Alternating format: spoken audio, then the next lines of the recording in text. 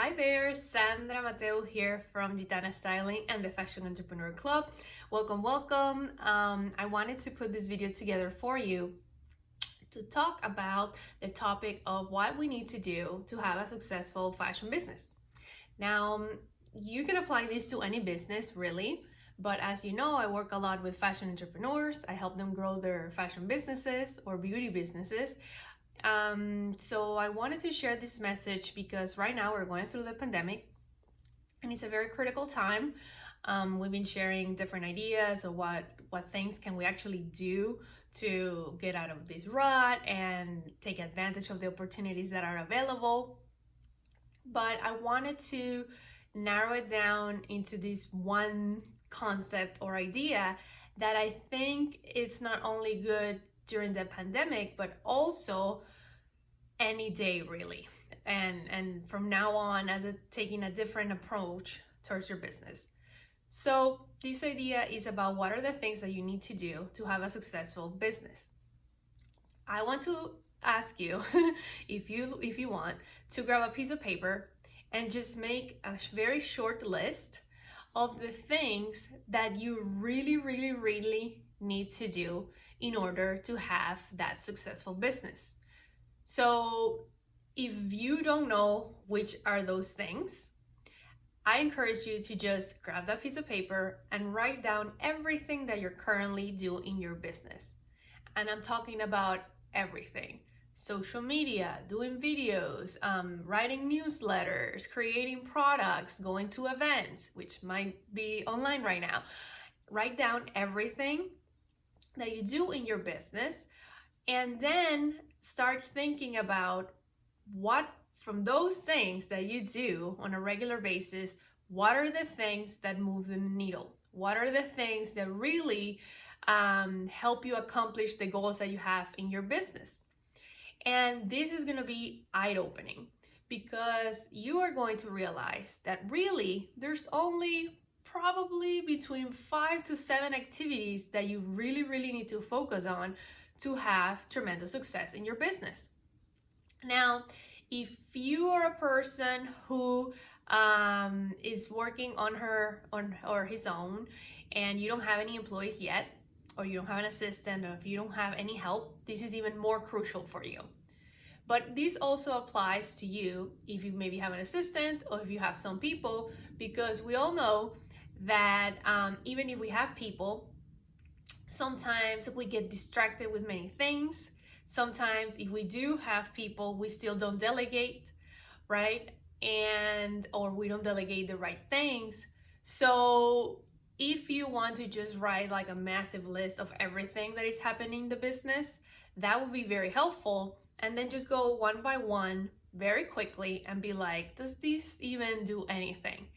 And especially because we're going through this time right now where we really have to focus, and a lot of us, we have family at home, we're worried with the news, and our heads are all over the place. It's really even more important to focus. But I also wanted to share this strategy because even if you're not going through the pandemic and you watch this video later on, I think it's really important to make things simple, because when you make something simple, it works. So what's the point of spending time and energy in a lot of different activities and don't do anything for the business?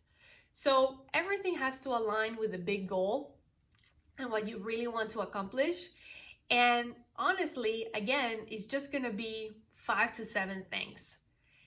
Think about the massive impact you can have or the shift your business can experience if you only focus your time and energy on those 5 to 7 things. Are you gonna have more time? Yes. Are you gonna be able to make more sales? Yes. Are you gonna be able to maybe, because of the sales, hire someone to help you with certain things? Yes. Are you gonna be able to get rid of things that really don't make you that happy? Yes. There's many benefits to this.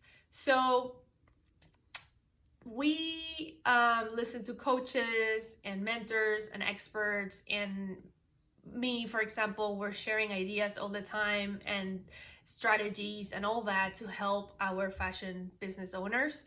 but it always comes down to what works for you. That's why I don't impose anything. Like, I always share the information. I'm sharing my journey, what works in my business, and I give you ideas of things you can do too. And then what resonates with you, that's the things that you should be acting on. You should not just do what we tell you or what someone tells you if you listen to a podcast or you have a coach in your life, because you always have to make it your own and make it work for your own circumstances. So I think that it's very good to have support where you can ask questions and get feedback and have people who are really focused on learning all these strategies and sharing them with people. It's really important to have that in our lives. But deep down inside, we know what are the things that we need to do that work with our personality, that work with our business, that work with our audience. And you really, at an instinct kind of level, gut feeling kind of level, you know what are those things that you need to do to make that business boom. And sometimes we're just scared or worried or anxious, and it's just all different feelings around this. And you try to distract yourself doing other activities. So social media, for example, if social media is not backed up by a strategy that is gonna generate sales, right? What's the point of doing social media, right? Inspiring can be a strategy, of course. Sharing useful content, sharing value can be a strategy. But what is the end goal for that strategy? Because if not, you're just posting things just because, and people are not getting anything out of it. So what are you doing? You're just wasting time. And sometimes it's easier to be posting nonsense than to dive into the stuff that really matters and go with it.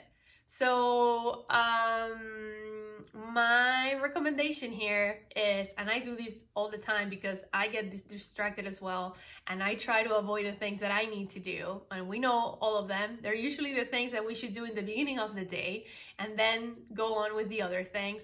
What would it look like if you could just focus, give yourself permission to focus on the things that matter? How much more time would you have? How much more impact would you have? How much more helpful would you be to your audience? So think about those things, grab that piece of paper, write all those things down, and start eliminating things. Eliminate everything that doesn't do anything for your audience and for yourself. So I encourage you to do that. If you have any questions at all, if you want to share your experience, or if you need to have some feedback on the things that you need to declutter, feel free to share them below in the comments. I hope you find this helpful. And if you want more information or more support, you can always join us in our free Facebook group, Fashion Entrepreneur Club Hangout. I hope that this was helpful, and I'll see you guys very soon. Bye, guys.